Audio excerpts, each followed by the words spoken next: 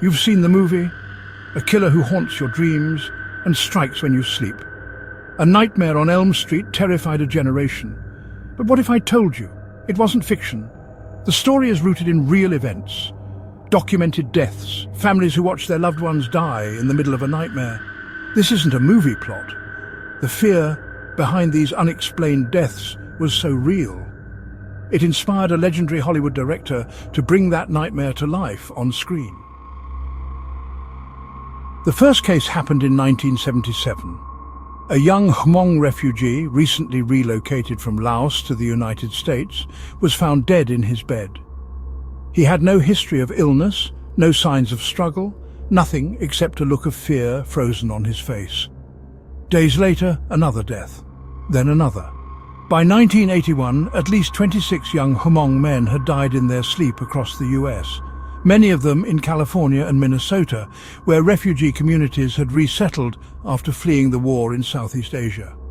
All of the victims were male, most between the ages of 20 and 30, and nearly all of them died between 10 p.m. and 8 a.m. Doctors were baffled. Autopsies showed no clear cause of death, other than their hearts had stopped. But why? The Centers for Disease Control would eventually name it sudden unexplained nocturnal death syndrome. But the diagnosis was just a label. It didn't explain why this was only happening to young Southeast Asian men, and it didn't explain the fear they carried with them. To understand these deaths, you have to understand who the Hmong were and what they carried with them. During the Vietnam War, the Hmong were recruited by the CIA to fight a covert war in Laos. They were trained, armed, and sent into jungle warfare. They rescued downed American pilots and blocked North Vietnamese supply lines.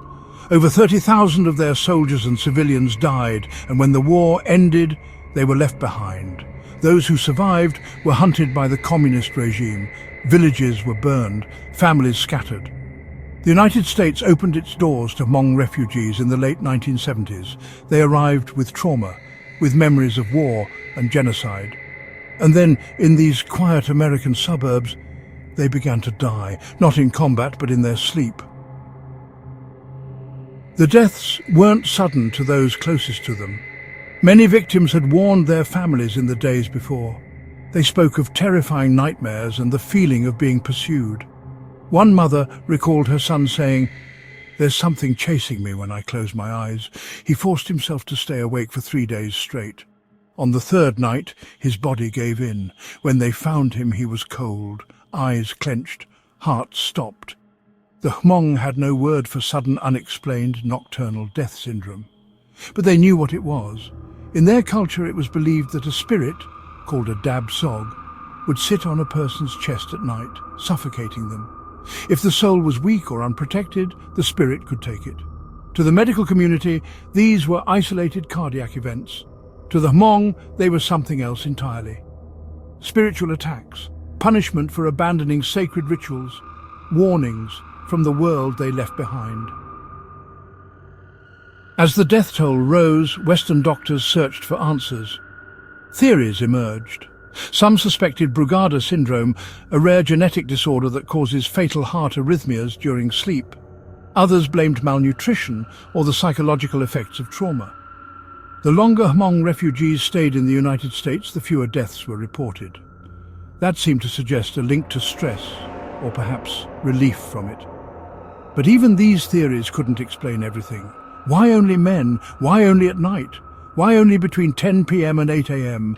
And why, without exception, did the victims seem to know something was coming for them? The medical community had no answers, but the Hmong elders did. To them, the pattern was clear.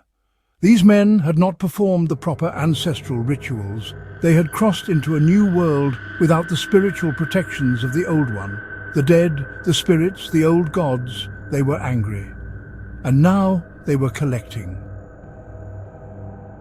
The Hmong were not alone in this fear. Across Asia, stories of death in sleep go back centuries. In the Philippines, the phenomenon is known as bangungot, cursed dream. There it's said that a batibat, a massive, vengeful spirit, sits on a sleeper's chest and crushes the life out of them. In Thailand, it's called Lai Tai, death during a dream. In Japan, it's named Pokkuri syndrome. Different names, different cultures, but the story is always the same. A spirit comes in the night. It waits for you to fall asleep, and if it finds you unguarded, you never wake up. Over time, the deaths declined. Not because anyone solved the mystery, but because the survivors adapted. Hmong families resumed traditional rituals. Spiritual leaders were brought in and provided guidance. Medical researchers continue to study the deaths, but they've never found a single cause. It remains to this day unexplained. American film director and screenwriter Wes Craven was intrigued by these real events. In a 1984 interview, he recalled reading an LA Times article about a Cambodian refugee boy who was so terrified of his nightmares, he forced himself to stay awake for days before dying in his sleep. Craven later discovered multiple similar cases among Southeast Asian refugees, all young men dying mysteriously in the night. What followed was A Nightmare on Elm Street. It was released on November 16, 1984. The film received immediate critical acclaim and is considered to be one of the greatest horror films ever made. But for the families who lived it, it wasn't a nightmare, it was real, and it happened too close to home. If this true story made you think twice about falling asleep tonight, make sure to like, comment and subscribe for more true horror, real folklore and the unexplained. Thank you for watching, and until next time, stay curious.